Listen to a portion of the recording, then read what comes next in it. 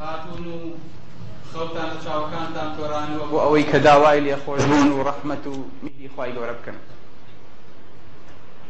لە سیلسیلەی ژیانی گەورەمان موسا گەیشتین ئەوەی کام پیاوە بەڕێزە دوای سەفەرەکەی لە مەدیەن گەڕایەوە، لە ڕێگەی لێون بوو و پاشانیش چووە ناو دۆڵ و پەناشاخێکەوە کە پەنایەکی گەورە بوو، تمەزا پەنای خوای گەورەی لێ بوو. خوای گەورە لەو کاتەیە هەڵی بژارد و کردی بە پێغەمبەر. بەڕاستی گەورەترین دامەزراندن و گەورەترین تەعیناتە کە هەتا ئەبەد بۆ ئینسان بمێنێتەوە ئەگەر خوای گەورە بێوێ و هەڵێ بژێرێ و لە بینی بەندەکان یا بیکە بە ڕەسوولی خۆی. ڕەسوولیش یعنی پەیامبەر، یعنی ئەو کەسەی کە پەیام ئەبا، ئێمە خۆمان پێڵێن پێغەمبەر.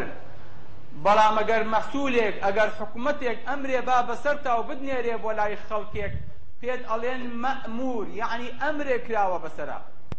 لە کاتێک کە ناوەکەی خوای گەورە زۆر بەڕێزترە کە ئەڵێ ڕەسوول لە لەفزی مەئمور، کە عەبدێکە وەکو خۆی ئەمری کردۆ بەسەریا و ئەینێرێ بۆ شوێنێ.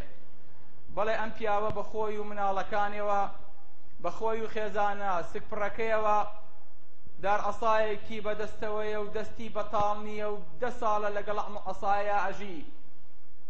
ئەگەر هێتەوە بەبێ ئاگاداری دایکی خۆیەکا بە ماڵە پاش 10 ساڵ ئەبێت خۆشیە بێ، ئەبێت چی نعمەتێ بێ ئەم دایکە پاش 10 ساڵم کوڕابینێتەوە. بەڵام ترس و دڵە ڕاوکەیە کە باوشی پیاکە ئەڵێ کوڕم موسا، بەڵام تۆ قاچاغنی لە وڵاتە. ئەڵێ بەڵێ دایەجان، بەڵام من دامەزراوم ئەلحەمدولله. لای چێوە فیرعەون لێو خۆش بوو، تەعینی کردووی نا، من لای خوای گەورەوە دامەزراوم بە پێغەمبەر، هاتوومەتەوە بۆ ئەوەی کە پەیامێکی گەورە بگێنم. کوڕم بۆ ڕۆشتی و بۆ هاتیتەوە دایە خۆشم نازانم. قەدەرێ بردمی و هەر ئەو قەدەرەش هێنامیەوە کە ویستی خوای گەورەی لەسەر بوو. وەستەناتوکە لینەفسی، ئەی موسا بۆ خۆم دروست کردی، بۆ خۆم پێگەیانی، بۆ خۆم گەورەم کردی. پاشان مناڵەکانی چاوی دایکیان پێگەشە بێتەوە و چاوی نەنکیان پێگەشە بێتەوە. مەنزەرێکی چەند غەریبە. ئەم ئافرەتە سکی هەیە و ئەبێ مناڵی بێ، یەتە بەرچاوم کە ئەم دایکە مناڵێ بێت. دایکی موسا بە دیارەوەیە و مامانێتیەکە.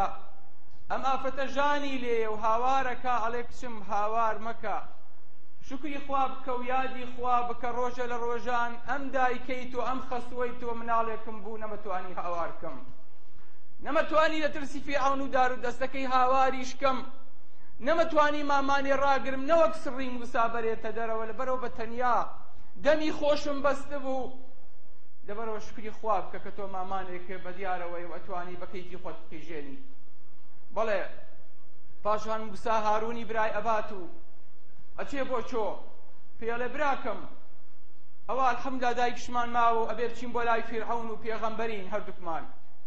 ئای سوبحان الله، ئەڵێ موسا بیرمە 40 ساڵ لەمەوە پێش خوای گەورە خستێ دڵمەوە، وەحی بۆ ناردم، فەرمووی ئەم کڕۆ بە بەدەم ئاوەوە، مەترسە ئیجێڕینەوە بۆت، چونکە چاکەیە و بدرێ بەدەم ئاوەوەیەتەوە بە دەرگاکەت.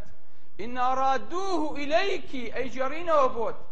وجاعلوه من المرسلين، ئەیکەین بە پێغەمبەریش، ئەوە شکر بی بە پێغەمبەریش و گەڕایشتەوە بەلام. کەواتە هەردوو مژدەکەی خوای گەورە هاتە دی، نەک کوڕێکم هەردوو کوڕەکەم. بەڵام دایەجان ئێمە ماڵاواییەکەین، لەوانەیە نێینەوە، لەوانەیە فیرعەون قەرارێکی تری هەبێ لەگەڵمانە، لەوانەیە ئەو قەراری 40 ساڵ لەوە پێش نەیتوانی بەسەرمانە تەطبیقیکە، ئەمڕۆ تەطبیقیکە. بڕۆن کوڕەکانم، مادەم لە پەنای خوایان ترسم لێتان نییە.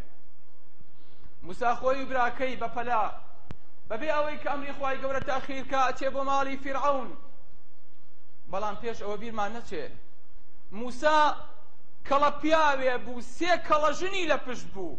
ناڵێن لە پشتی هەموو پیاوێکی گەورەوە ژنێکەیە، نا، نەک خێزانەکەی، نەک تەنها دایکی خۆی، دایکێکیشی هەبوو کە ناوی ئاسیا بوو، ژنی فیرعەون بوو. ئەو دایکەی کە پەنای داینەی هێش بکوژرێ، ئەی نابێ بچە سەرێکیش لەو بە. هەر لە ماڵەکەی فیرعەونایە حتمەن چووە بەسەر دەست و قاچی ئەوی شاکەوتووە چکو هەر دایکێتی. بەڵێ پاشان ئەوێ ڕووسەت وەرگێت و بچێ بۆ لای فیرعەون. فەرموو بۆچی هاتوویت؟ پیاو کوش، ئەوە لە چۆ بووی ئەم 10 ساڵە؟ ئەوی شەڵێ و دەرگایە بکەنەوە من پێغەمبەری خوا پێغەمبەری خوا. ئای سبحان الله، لە هەر دەرگایەک و ئیستیعلاماتێک پێیەگەن گاڵتەی پێیەکەن. ئەمە شازادەکە بوسەی چۆن لە خۆی تێکگا، چەند ئەم ناز و نیعمەتەی هەبوو ناو ئەم قەسرە خۆشەیە و ئیستە هاتۆتەوە چی پێ بزانین ئەم جارە، بەتەمای ئەم جارە چێ بکوژی؟ بەڵێ دارودەستەکەی فیرعەون بەس لە دەوروبەر و لە حەرەسیات و لە دەوری قەسرەکەیە 36,000 کەس بوو. سبحان الله، عەدەدێکی خەیاڵی وەرە بەناو ئەو هەموویە گوزەرکە و بگەرە فیرعەون.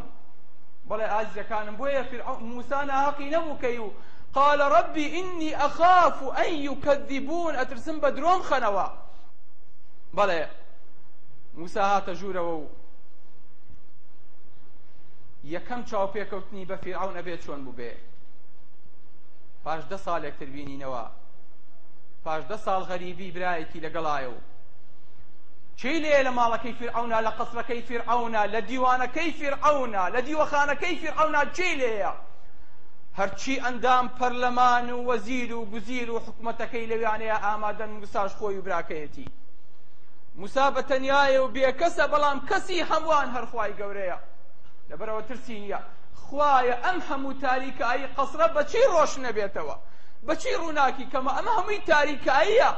موسا تۆ گڵۆپێکت پێ لە دەستانە ترسی، آخر خوایە ئەم گڵۆپە بەشی هەموو ئەم شوێنانە ناکە. نا، ئەگەر ئەم گڵۆپەت هەڵکرد بۆ خۆی ڕووناک تاریکیەکان تار ئەبن، ئەڕۆ نامێنن. سبحان الله، ئەم گڵۆپە بچکۆلەیە، ئەم ژوورە گەورەیە ئاوەدان و ڕووناکەکاتەوە. بەڵێ ئەگەر حەق هەبوو مەترسن، هەرچەندە بچووک بێ، هەرچەندە کەم بێ. موسا کەمە و بچووکە لە چاو ئەو دار و دەستەیی کە بە دەوری فیرعەونایە. باشە فیرعەون بۆچی نەچوو لەگەڵ دار و دەستەکەی دانیشێ؟ چونکە فیرعەون خۆی بەخوا ئەزانێ، ئەمانە بە عەبد و بە دروستکراوی خۆی ئەزانێ، ئاگاتان لێی بێ. لەبەرەوە ئەسڵ وا بوو کە بڵێ وەرە ئەچین لەناو پەرلەمانە دانیشی، منیش ێم بۆ پەرلەمان و لێ مناقەشە ئەکەین و دەست بەرز دەکەینەوە و چێ دەنگی زۆری هێنا، چێ حجەکەی بە قووەت بوو، با قەرارەکە بۆ ئەو بێ، با لە ساڵحی ئەو بنووسرێتەوە دەستور. بەڵام لەبەرێک کە فیرعەون لەوە متەکەبیرترە سەر شۆڕکا بۆ پەرلەمان و بچێتە بەردەم پەرلەمان، لەبەرەوە پەرلەمان ئەهێنێ بۆ لای خۆی، جا ئەڵێ چ بارەکە بەری بۆ لای هینەکە و چ هینەکە بەری بۆ لای بارەکە، هیچ فەرقێکی نییە. بەڵێ ئازیزەکانم، ئەو بەچی پێکەنن؟ نا پێمەکەن، ئەزان بۆ چونکە ئەو فیرعەونانەش ئەمڕۆ وجودیان هەیە، بەس ئێمە هەستی پێ ناکەین. با فیرعەونی گشکۆکە هەن، بۆیە خوای گەورە باسی فیرعەونمان بۆکە. ئاخر ئەم فیرعەونانە فەرقێکیان نییە لەگەڵ فیرعەونەکانی کۆنا، کاتی خۆی ئەم فیرعەونانە ئەیان و خوا نییە، بەڵگەمان بۆ بێنەوە خوا لە کوێیە و خوا چییەکە، لا ئیلاهە وەلحەیات و مادە، خوا نییە و کە دنیا مادە بێ، دنیا لە سوتفە و لە تەتەور و لە کۆمەڵێشتی ترەوە دروست بووە، پاشان کە عیلم هات و عیلم پێش کەوت و دەمی ئەمانەی داخست، جاوتیان نانە وەڵا پەشیمان بووینەتەوە خوا هەیە، خوا هەیە، بەس ئێمە خواکەین، ئێمە خواین، خوا نییە غەیری ئێمە، با خوا هەبێ بەڵام ئێمە بین. یعنی ئێمە قاروندار ڕێژەر و ئێمە دەسەڵاتدار و ئێمە هەموو شتێکی ئێوەین، تاغوتێکی وەکو معەمەر قەزافی 40 دانە ساڵ لە وڵاتێکا حکم کەی. چێ خوا بوو؟ بە ئێواڵم چێ خوا بوو؟ ئەو هەموو حافظ قورئانە لەژێر دەستیا بوو، بەڵام چێ خوا بوو؟ خوا نا، ئەوەی ئەڵێ خوا غەڵەت حاڵی بووە. نانە مامۆستایان شعارەکەیان ئەڵێ ئەڵڵا و معەمەر و ئەڵڵا و بەس، وەنیە شعاری کە تایبی قەزافی ئەیان و خوا، پاشان معەمەر قەزافی، پاشان لیبیا، پاشان تەواو، هیچی تر. من لە جەنابتانە پرسم، ئەگەر شتێک هاتە بەحس و لێکۆڵینەوە، وتیان دز دەسیل چی لێ بکەین؟ وتیان زینا چی لێ بکەین؟ زینا چی؟ وتیان ڕیبات چی لێ بکەین لە وڵاتەکەمانە؟ وتیان عەرەق حەڵال بێیان حەرام بێ؟ خوا ئەفەرمێت دەستی ببڕن ئەمە، ئەوەش ڕەجم کەن، ڕیباش حەرامە و عەرەقیش حەرامە و تریاکیش حەرامە و ڕەشوەش حەرامە. بەڵام معەمەر قەزافی ئەڵێ عەرەق حەڵاڵە. قسەی چییە خوا؟ ئێوە جوابم بەنەوە، قسەی چییە خوا؟ قسەی خوا یان حکمەی سەرۆکی لیبیا یان سەرۆکی وڵاتان قسەی سەرۆکی وەکاتە کامیان خوا بوون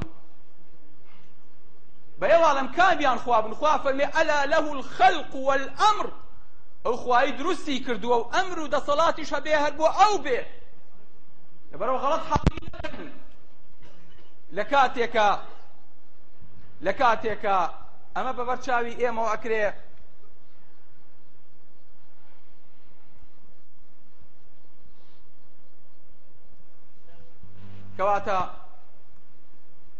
کەواتە خوا ئەو کەسەیە کە ئەمرەکا و دەسەڵاتی هەیە بەڵێ ئازیزەکانم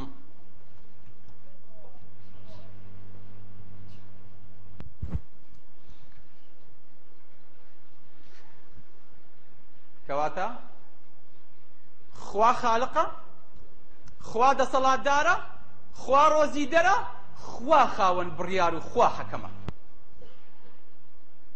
مناڵێکی شێتۆکە باوکێکی کوێری پێشدا و لە پێشخۆیەوە ئەیبا لە خەتێکی سەری ئەیپەڕێنێتەوە لە پڕێکا باوکەکە کەوێتە ژێر سیارەیەک و بۆ چونکە ئەم مناڵە شێتۆکەیە دەستی باوکی بەرداوە باوکی ئەمرێ و مناڵەکە داوای خوێنێکاڵێ خوێنی باوکمەوێ پیاوەکەش ئەبێ لە سژن نابێ و ژنێکیشم لێتانەوێ کاکە پیاوی چا بە باوکە کابرایەکی کوێر بوو ئێمە کردمان تۆنەیەکی باوکە خۆی لەسەر جادەکە بەجێما بوو خەتیش خەتی سەریعە لە خەتی پەڕینەوەشەوە نەپەڕی بۆ ئێمە چی لێ بکەین ئەڵێ نا یان ئەمە یاخود ئەبێ هەتا ماوە لە سژن نابڕزێ یاخود ئەوەنگە دەفتەر و ژنێک و ئەوە یەکمەوێ ئەم هەموو پیاوە بەڕێزە کۆبنەوەڵێن کوڕم تو ئەم پارەیە چی لێ ئەەکەی ئەڵێ من بۆ خۆمەوێ میراتەکەی باوکشم تەنها بۆ خۆم و بەشی براکانیشمی لێ نادەم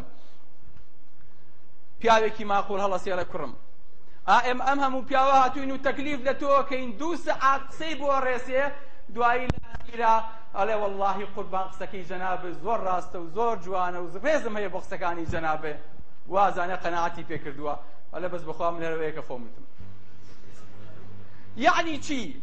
یعنی قسەکانێ بە بە دیوارە ئەی لە دەستور و پەیامی ئێمەیە چی نووسراوە لە وڵاتانی ئیسلامیە نووسراوە ئیسلام مەزدەرێکە لە مەزادیری تەشریع یعنی بۆمان هەیە بە حکمی خوا ڕازی بین بۆشمان هەیە ڕازی نەبین بۆمان هەیە هەڵی بژێرین بۆشمان هەیە هەڵی نەبژێرین بەدەست خۆمانە ئەی خوا فەرمێ وا مەکەن والله ئێوە ڕەتان چییە بەرامبەر بە ئیسلام وەڵا ئێمە ڕێزمان هەیە بۆ ئیسلام بێ قیمەت ڕێزە نەبێ بۆ ئیسلام ڕێز لە پەیامەکەی خوا بگرە وەکو خۆی تەطبیقی کە چێ هەڵە خەڵەتێنی وتی کاکە ئێوەش موسڵمانی ئێمەش موسڵمانین یەکەم شت لای ئێوە چیە وتمان وەڵا یەکەم شت لای ئێمە قورئانە ئێوت وەڵا یەکەم شت لای ئێمە قورئانە ئەی دووەم شت وەڵا دووەم شت لای ئێمە حەدیثە تیدە وەڵا دووەم شت لای ئێمە فلان کارتوانە یەکسەر بە دوای قورئانەکەیە ئەمان شتێکی تر دەست پێکە لەبەر ئەوە ڕێزت هەیە بۆ قورئان ئینشاء الله لە جەهەنەما ڕێزە لێ یەگیرێ خوا فەرمێ ئەمانە بەرن ئەمانە شایستەی ڕێجی جەهەنەمن وإذ يتحاجون في النار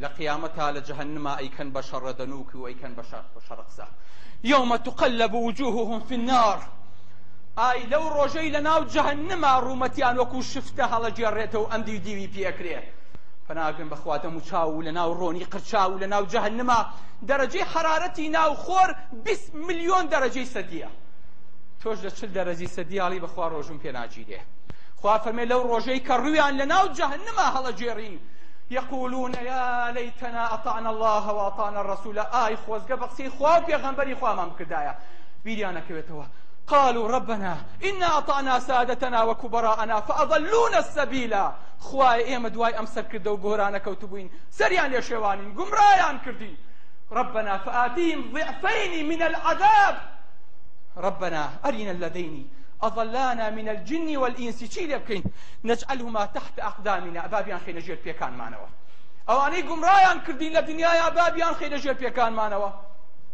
بلى كواتا بيتان سير نبي خلقي تريج لقل خوايا خوابن نادى صلاتي أم خوايا أنا يسرزبي لخواي آسمان زيادة تريج بركة منيا